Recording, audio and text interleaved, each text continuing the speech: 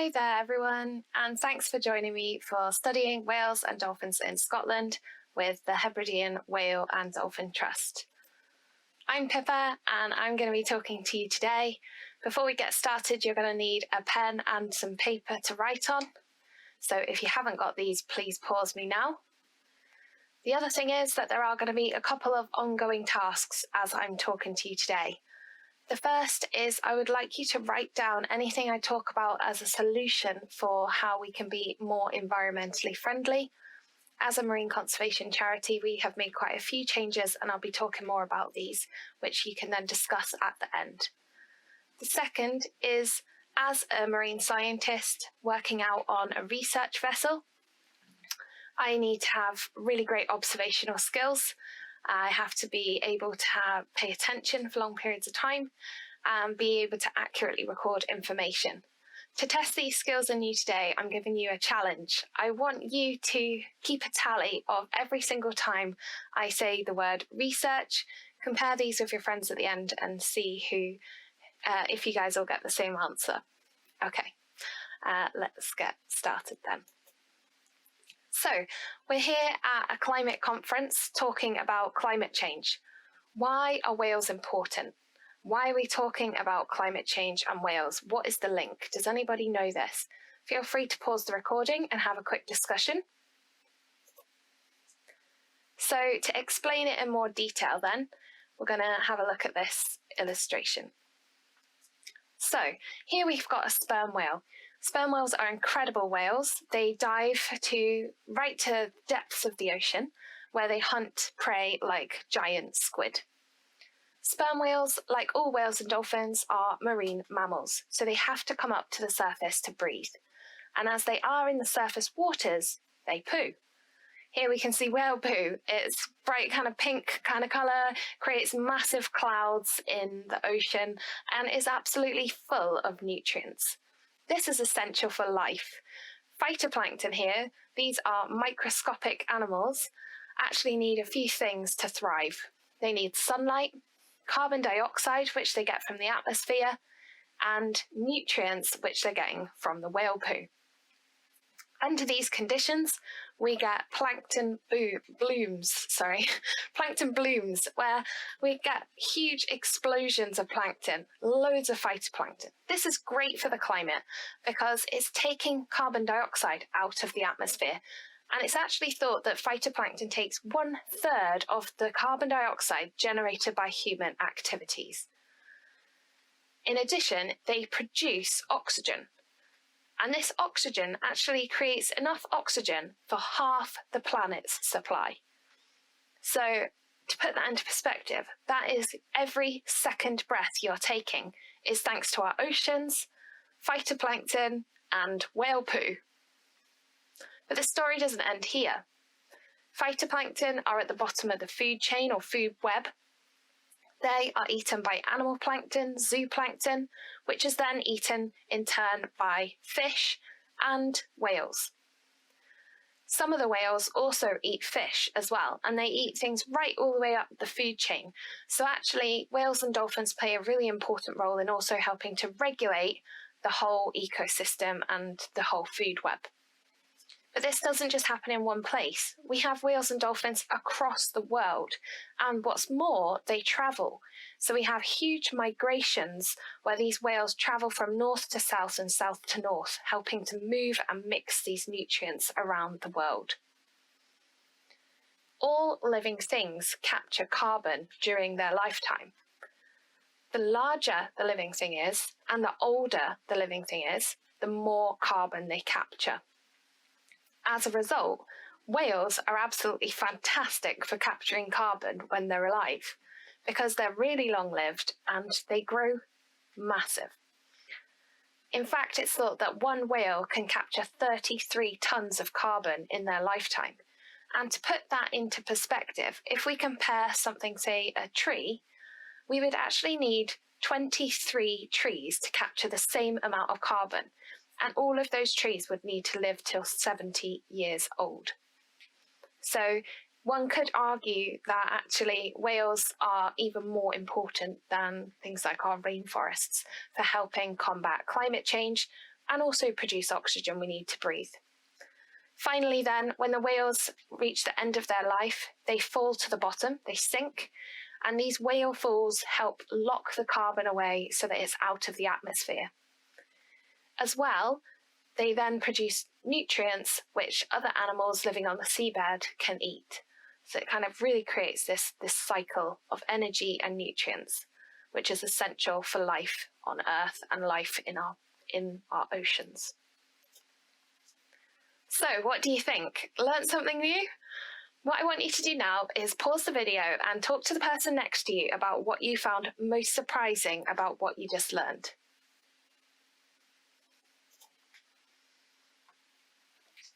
Okay, so today you're going to be coming on a virtual trip to Scotland with me.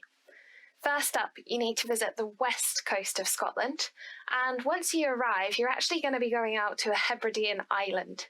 The Hebrides is the name for all of the islands that stretch up the west coast of Scotland, and we're going to be going to one island in particular, the Isle of Mull. Here on Mull, we have a town called Tobermory. It's a beautiful, colourful harbour town where we have our base, and this is where we keep our research vessel, Silurian. So, welcome aboard. This is Silurian. She is a sailing boat or a yacht, and she's specially designed to carry out whale research. On board, we have some dedicated crew who help make sure that everything runs nice and smoothly. My role is the science officer for teen research trips. These happen a couple of times a year, and we take 16 and 17-year-olds out to sea to carry out the research. I provide all of the training and make sure that everybody's collecting the data accurately and help take the photographs as well. As well as me on board, there's the skipper, very important. Emma is our skipper, and she has been carrying out kind of these trips all through the year. So she goes out most of the year with volunteers. The skipper's role is to travel from A to B. So she gets us from A to B. She does all the navigation. She helps to plan the trips. She's involved in making sure the boat is safe and ready and kind of seaworthy, and make sure that everybody else on board is safe as well, so the safety of everyone on board. To help her out, she has a first mate. So Charlie is one of our first mates.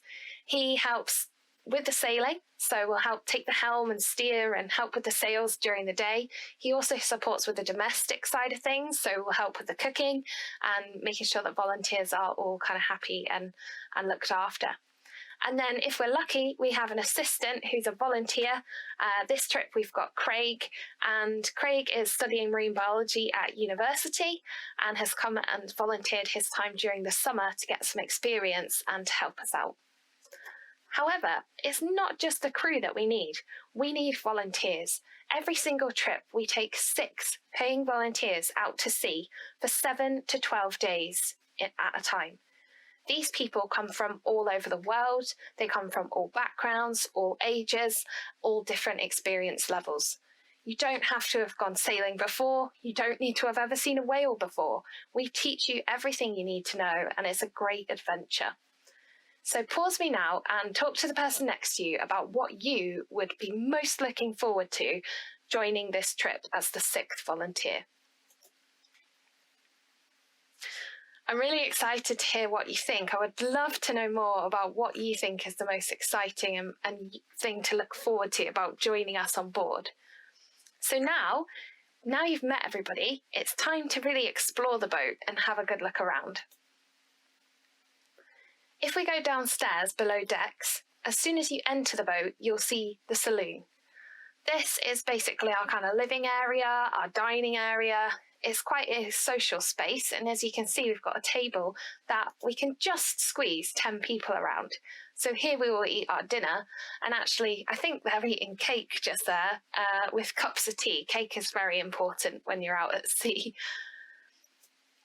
All of the food is made in the galley or the kitchen. Everything that we need for our trips we take with us. So we buy a lot of our food in bulk, which helps reduce plastic packaging. And we also try to buy our food locally where possible to reduce kind of air miles and support local communities as well. Here is our kind of bedrooms or cabins. Each volunteer shares with another volunteer, so it's 2 per cabin. They're pretty comfortable. We don't ever really get many complaints. They've actually got memory foam mattresses, and usually by the end of the evening, you're so exhausted that you just kind of fall asleep and have a good night's sleep before the next day. So the other thing is that it's a great way to get to know people, and by the end of the week, everyone's a really great team. Here's the heads, or the toilet on the boat. It's similar to that at home. However, to flush the toilet on board, you actually have to pump the handle 25 times. All of the waste and the water that we produce goes overboard. Down the plug and into the ocean. So we do have to be really mindful about the chemicals that we're using, and we make sure that anything we do use is eco-friendly. The shower is similar to that at home. However, we do limit the use of water. All the water we need, we carry with us on board. And so in a 7-day trip, then you'll probably be having maximum 2 showers in the whole week. So I mentioned that she is a specialist research boat. Let's have a look at some of the equipment. Here we've got our hydrophone. This is an underwater microphone. It's a very long cable that gets towed behind the boat. Here you can see one of our scientists putting it overboard. So that's towed along behind, and it picks up all the sounds of the whales, dolphins and porpoises, but also any sounds of boats, ferries, fish farms, so industry as well. We also have cameras on board. So here we've got 2 scientists using cameras, and these tend to be taken by our scientists, but we do encourage volunteers to take photos too. You can see though, we've got huge lenses on these cameras, and that allows us to get very good close-up images of the animals so that we can actually see if we recognize them and take photos of marks and scars. Here's Jenny. She's down in the science station, and she's listening, as you can see with those headphones, to any sounds coming through the hydrophone. The 2 computers are always running. One is for the sounds and the other one is to report the sightings. So people will be frantically kind of typing away down there to record any information that comes in. And then finally, all the volunteers are provided with binoculars to help them spotting and make sure everybody's using the same level of equipment. So, how are you with your species ID? Can you tell a whale from a porpoise? Well, in the UK, there are actually 30 different species of whale and dolphin recorded here. Whales, dolphins and porpoises are collectively called cetaceans, and 30 cetacean species is pretty epic considering there's only about 90 in the whole world, which means that the UK and Scotland are internationally important areas for these animals. Luckily though, you don't need to learn 30 different species. We have 8 that are regularly seen, and actually today we're going to focus on 5 of those. So, what I want you to do is pause now and label these 5 key species using the names I've provided. Jot down any kind of important features to help you identify them, because you will need these later on when we're on survey. And also have a think, is there any other species of cetacean that isn't listed here that you think has been recorded in the UK? How did you get on, folks? Here is the answers. Have a good look. Make sure you've got the right answers and you've got them written down. The harbour porpoise was the smallest one, so only kind of around about 1.5 metres, very small, shy with a triangular dorsal fin on the back, usually surface without making any splash, and then they disappear and they're gone. We've also got common dolphins and bottlenose dolphins. So the dolphins all have that curve or wave-shaped fin in the centre of the back. You can see that kind of pointy nose at the front, and they tend to make a lot more splashing and will even approach boats. Surprisingly, we do have killer whales in Scottish waters. It's an absolute privilege to see them. They can be seen around the whole of the UK, but you do have to be lucky spotting them. And then we've got our whale, which you can tell is a whale because its fin is further back, closer to its tail. And the main whale that we have around the UK is the minke whale, which you can remember because minke whales are really stinky. We've got stinky minkies due to that huge mouth of theirs. They eat a lot of fish, and so they've got really stinky breath. Okay. So if you're to come out with us, you're going to be coming out for 7 days, and during that time we're going to put you to work. You're going to be working and surveying from 9 to 5 every day, and so to make sure everybody stays alert, enjoys themselves, but also carries out kind of the best quality science, we work on a rota.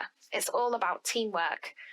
There are a few different positions. The first is that we always have 2 people watching from the mast, one on either side, who look out forward, and they're the eyes of the boat. They're responsible for spotting. Once you've watched on one side for half an hour, you swap to the other side for the other half an hour. It's then your turn to have a break, and you have 2 half-an-hour breaks. In this hour, you can do whatever you want. You can read a book, you can help with the sailing. If it's nice weather, you might want to climb up the crow's nest here, all the way up to the top, if you're feeling brave, or even bake a cake. After your time off, it's then on to relay, and the relay sits here at the entrance to downstairs, where they actually shout back any information or sightings from the mast down the stairs to the person on the computer. And then finally, that person down on the computer is playing a vital role in making sure they record all of the data, typing it away, and also listening to the sounds with the hydrophone. Right then, that's you guys fully trained. Let's head out to sea. Here we've got Silurian leaving Tobermory Bay. You can see that the sails are already up. We put the sails up as much as we can because that reduces our need for use of the engine and fuel. We also encourage our volunteers to use public transport wherever they can to get to Mull to try and reduce the use of cars. As soon as it gets deep enough, we will put the hydrophone out, and that will be in the water for the whole day, recording all of those sounds of the whales, dolphins, and other kind of anthropogenic man-made noise. And then, like I said, we've got 2 volunteers standing at the mast in one of the most exciting parts of the day, where you're out there watching out and you are the eyes of the boat, responsible for spotting. You can see they're all tied on, they're holding on, so it's nice and safe, full life jackets and oilskins to keep them warm and dry too. So once you've had a go at that, it will then be on to relay. You can see here he's ready to be able to shout down any information downstairs to the person on the computer. Whilst there isn't any sightings, he's also responsible for recording any seabirds. Seabirds are really great indicators of healthy seas, similar to what we talked about with the whales and the plankton earlier and the fish. By studying them as well, we can learn more about how healthy our oceans are. In addition, he's also recording things like the environment. What is the weather like? What's the sea conditions? Is it rough? Is it calm?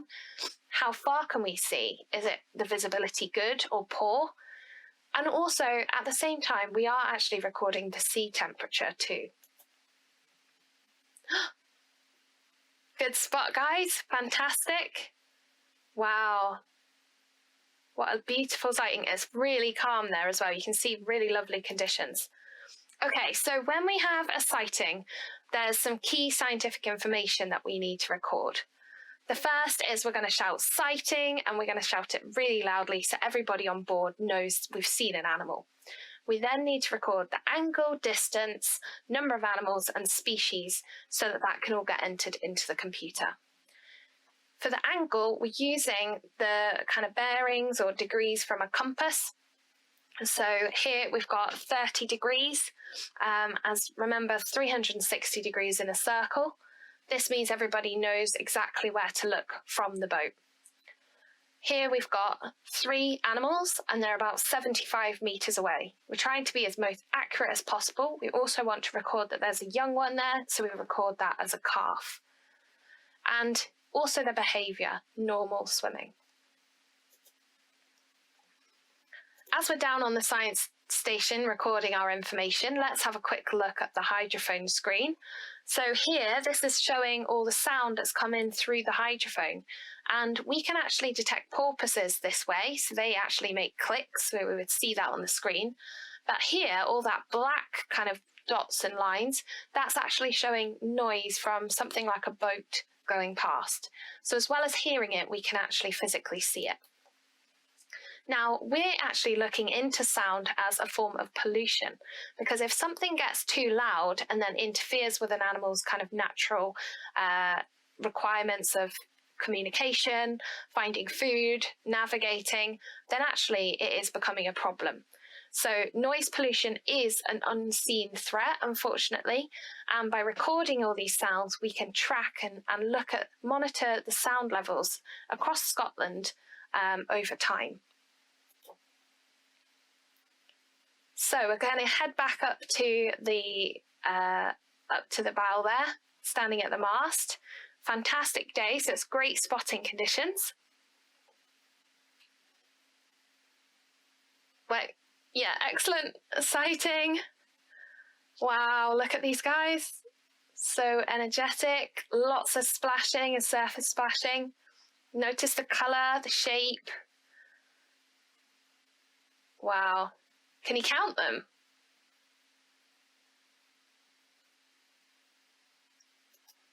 Counting animals at sea, particularly dolphins, is really tricky because they're all moving so quickly. So yeah, excellent. So here, again, try and write down that angle, distance, number of animals and species. So you want to be writing down the angle that they were first seen from the boat. Distance, they were going to be really close there because they're bow riding, so they're swimming along with us.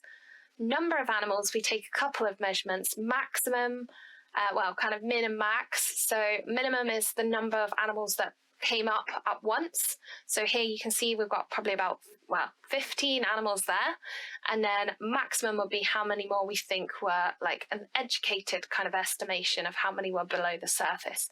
So that group could probably easily have been up to 30 animals. Any ideas on the species? Colourful dolphins. Yep, common dolphins. Well done, anyone that got that correct. Excellent job. And we can learn so much from sightings like these. We've been doing this now since 2003. We go out almost every day from April till October. And actually, if you look at the data, it really does show some interesting trends and patterns. In fact, common dolphins and the number of sightings of them has increased 20 times in the last 15 or so years. When we first started in 2003, there were hardly any common dolphins seen. Now they're the most commonly seen dolphin from our vessels, and we see them almost, sometimes it can be almost every day. If we have a look at the map as well, they have changed their distribution or where they're found. Common dolphins are thought to be warm water species, so they were only really seen in the southern area where it's a bit warmer. However, over this time, they've actually moved further north into colder waters and are now seen right in the northern tips of Scotland. Why is this? Well, we don't know for certain, but it is likely that it's linked to climate change. In the same time period, the waters around Scotland have increased in temperature by 0.5 degree. That might not sound like much, but if you remember back to those plankton and how everything is interlinked, everything then has a knock-on impact. So it is really important to realise that climate change is not just impacting animals at the poles and in other countries like polar bears, but it's also impacting species in our own waters.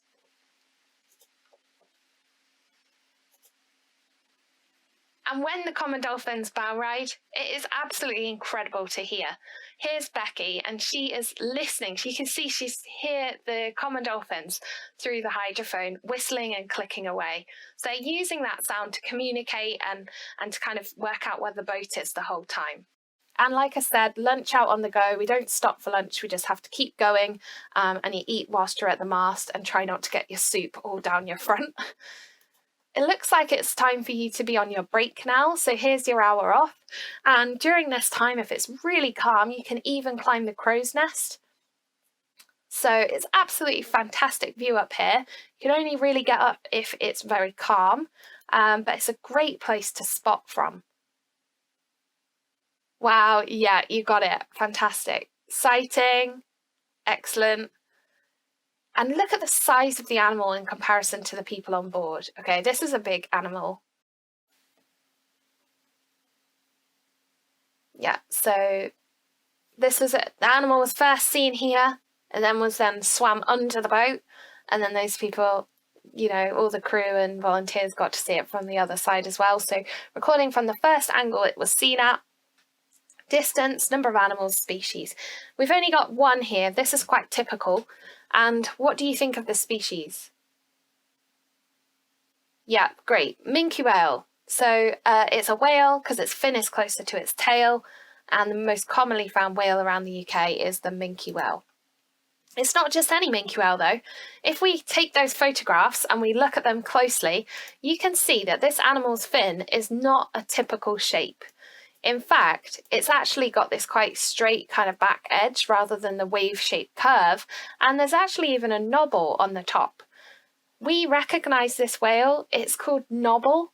Knobble is kind of a local celebrity. We all get really excited when Knobble is seen. This whale has actually been visiting Scotland and the waters on the west coast every single year for the last 15 years. That's absolutely incredible science, an amazing record to have. And it just shows how important our area is for the whales to feed, that these animals are coming back year, like time and time again.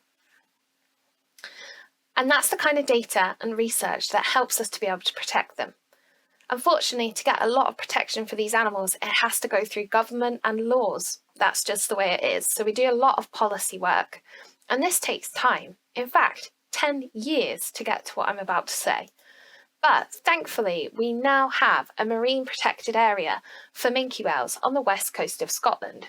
And this is the first marine protected area for whales and minkies in the whole of the UK. So it's something definitely to celebrate. You can see here in red, that's the area of water that is now kind of designated as protected. However, there's still a lot more work to do because actually how the animals are protected within this zone is still to be decided. So that will require a lot more consultation and work with communities and government to actually finalise. So we're coming to the end of the trip. We've anchored up our boat and it's now time to make the dinner. The volunteers make the meal in the evening, so have a think, what would you cook if you were cooking for 10 people on board? We do try to eat quite a lot of veggie meals, especially for lunches and evening as well, because although we're eating local meat, we do want to try and reduce the kind of demands on the environment, and eating veggie and some vegetarian meals and supplementing, kind of changing out, substituting meat is a great way to do that. So whilst dinner is cooking, we're going to head ashore. This is us in the tender going out to one of the beaches. This is one of the fantastic things about sailing, is you get to explore places that really very few people visit, and it's just a whole different world getting there from the boat. You can see it doesn't even look like Scotland. You think that was somewhere abroad, but actually you do know that when you're there, because the temperatures in Scotland is a little different, and also if you go further inland, then you'll find the midges. So part of Scotland, unfortunately. Whilst we're ashore, if we do see litter, we will try to pick it up, even if it's just a couple of items per person. Unfortunately, we do encounter animals entangled or with plastics, and so really trying to get this out of the environment as much as we can, every little does help. In the evenings, we have a great time on board. We play games, we socialise, we write a blog as well. So there's lots to do. We also do presentations to learn about the species and the research, and the skipper will tend to go through the chart with us and show us where we visited and kind of point out our sightings. So here we've left from the Isle of Mull. We saw porpoises in shallower water, and then we headed out and saw common dolphins and minke in an area that's more open and deeper water, and the Minke was actually quite close to these islands here where the tide and the water's rushing around and causing a great place for feeding. You can imagine that if we do this every single day from April to October every year for over 17 years now, actually we have a huge amount of data. In fact, we've travelled over 100,000 kilometres, which is the same as if you stretched it all out, going around the world 2.5 times. As well as this, we have over 30,000 marine animal records now, and that's all possible thanks to about 700 volunteers that have given up their time to come on holiday and take part in this scientific recording. So really an incredible achievement. The last thing I'd like you to do today is, can you please pause me now, and I want you to discuss the things that I mentioned about how we have made changes to be more environmentally friendly. Think about if there's one of these things that you could do. If we all make one change, then we can have an impact. And I would suggest starting small and doing one thing and then building up from there rather than trying to do it all and finding it's too much. Also, what about something that your school could do? Can you write down a suggestion that you think as a school you could action and implement which would help the planet? So, hopefully from what I've talked about today, you've realised that actually everybody can make a difference. There are loads of different people recording wildlife, and I would really encourage you to volunteer and get involved with things happening locally to you, but also look at it as an opportunity to go on holiday as well. This doesn't need to be whales and dolphins. There are people studying all kinds of wildlife, from butterflies to bees to newts and dormice. Everything is interconnected, as we talked about at the beginning. So learning more about these animals and helping to protect them is really, really vital. We can also make changes to our lifestyles to be more environmentally friendly, and hopefully I've given you a few ideas of things that you might be able to do to make a difference. And finally, like I said, unfortunately, for a lot of things to change, we do need laws, which means lobbying and talking to politicians and writing letters and really getting involved. So if there's something that you're passionate about, please do stand up for wildlife and have a voice and write a letter or get involved and have your say to try and give those wildlife a voice. Thank you all so much for listening. I hope you've enjoyed this session. I would love to have any feedback or anything that you've learned or things that you would like to actually take action on. Please do get in touch with me. You can find my email address on the website at hwdt.org. Thanks again and have a great day. Bye.